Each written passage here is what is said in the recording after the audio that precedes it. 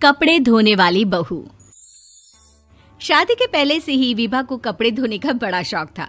कभी नल के नीचे तो कभी तालाब के पास। अरे मेरी नीली वाली लुंगी नहीं दिख रही है। विभा की अम्मा, कहाँ रखी है लुंगी? अरे वो तो विभा ने परसों ही धोकर रखी थी आपकी अलमारी में, देखो वहीं होगी। वो ना मैंने आज धो दी, मुझे लगा कि गंदी हो गई होगी। अरे कैसे गंदी हो गई थी? उसे तो मैंने पहना भी नहीं। हे भगवान, इस लड़की के कपड़े धोने की आदत से परेशान हो गया हूँ मैं। जितना तो घर में राशन नहीं आता उससे कहीं ज्यादा डिटर्जेंट पाउडर का खर्चा है। इसकी शादी करवा दो, शादी जाए अपने घर में ही करे काम, फिर चाहे घर के कपड़े धोने हो या पूरे गांव के। हाँ ठीक बोल रही हो, देखता हूँ मैं कोई लड़का। वो दिन भी आ जाता है जब विभा को देखने लड़के वाले आ जाते हैं। लड़की मुझे अच्छी लगी। होने वाली सास कहती है, बेटी अगर कुछ पूछना है तो पूछ लो। वैसे तो हमारी लड़की बहुत ही शर्मीली है, जो बोल दो वो मान लेती है, इसे क्या पूछना होगा। अरे कैसी बात कर रही हो माँ, मुझे इन लोगों के घर रहना है, सवाल तो कई है। हाँ हाँ बेटा, पूछ लो ना, क्या पूछना है। आप लोगों के घर कपड़े कौन धोता है? सास का मुंह बन जाता है।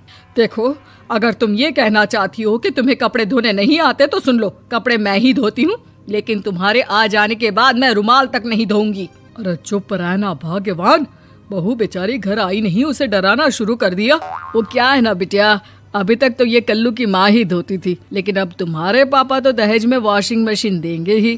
तभी विभा की माँ बोल पड़ती है, सवाल भी पूछा तो क्या। वैसे भाई साहब, मशीन की तो फिर भी कपड़े धोने की कैपेसिटी होती है, मतलब जो बिटिया दे रहे हैं ना विभा, इसे कपड़े धोने का बहुत शौक है। ये आप लोगों के क्या आस पड़ोस गांव मोहल्ले सबके कपड़े धो दे और उफ तक ना करे।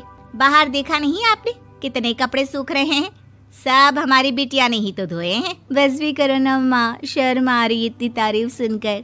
और तो और एक दाग निकाल कर दिखाओ तो मान जाओ। हाँ अच्छा अच्छा, माफ करना बेटा, मैंने गलत समझा, हमें तो रिश्ता बहुत पसंद है। और ऐसे जुड़ जाता है रिश्ता कपड़े धोने का शौक रखने वाली विभा का। उसकी शादी हो जाती है कोयला फैक्ट्री में काम करने वाले कल्लू के साथ। शादी के बाद अचानक विभा चिल्लाती हुई सास के पास आती है। सासू माँ, अरे सासू माँ कहाँ है आप?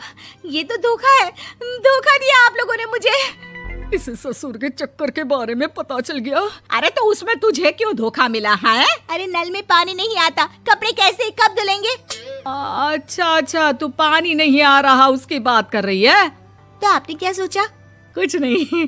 अच्छा, तेरी माँ ने कहा था कि कपड़े धोने का शौक है तुझे, याद आया मुझे। शौक शौक बोलकर कपड़े धोने वाले मेरे जुनून को कम ना आके सासू माँ, कपड़ा धोना मेरा गुरूर है।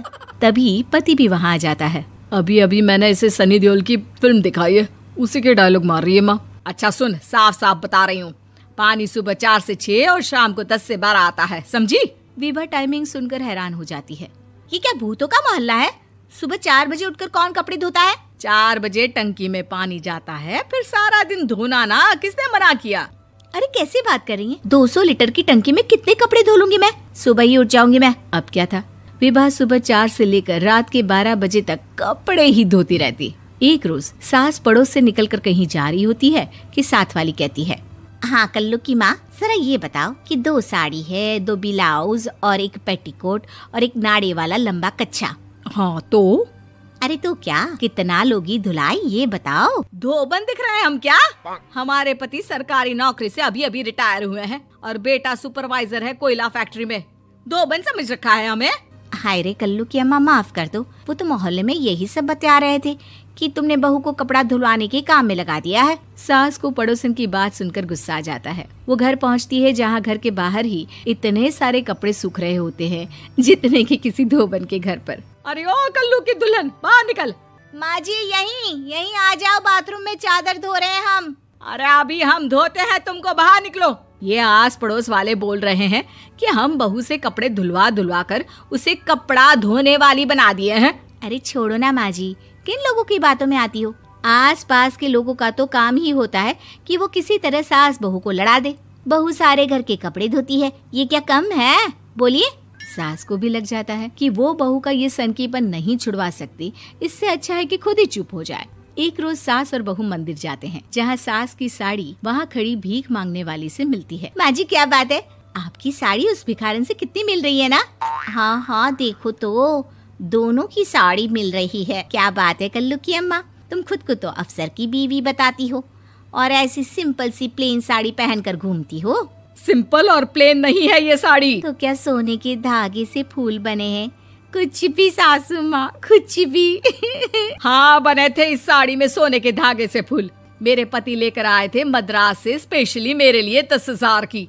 ताहे भाई साहब इस भिखारन के लिए भी सेम टू सेम साड़ी लेकर आए होंगे 10,000 की। सास उस वक्त तो कुछ नहीं कहती, लेकिन बहू के साथ घर आती है और अलमारी से एल्बम निकाल कर लाती है। ये साड़ी देख रही है, ये वही साड़ी है जिसे मैंने अभी पहना था। इस साड़ी में ये जो चमकदार फूल दिख रहे हैं ना, ये सोने के धागों से काढ़े गए हैं। लेकिन तू लोकल वॉशिंग मशीन ब्रश से घिस घिस कर सारे फूलों को निकाल कर साड़ी प्लेन कर दी।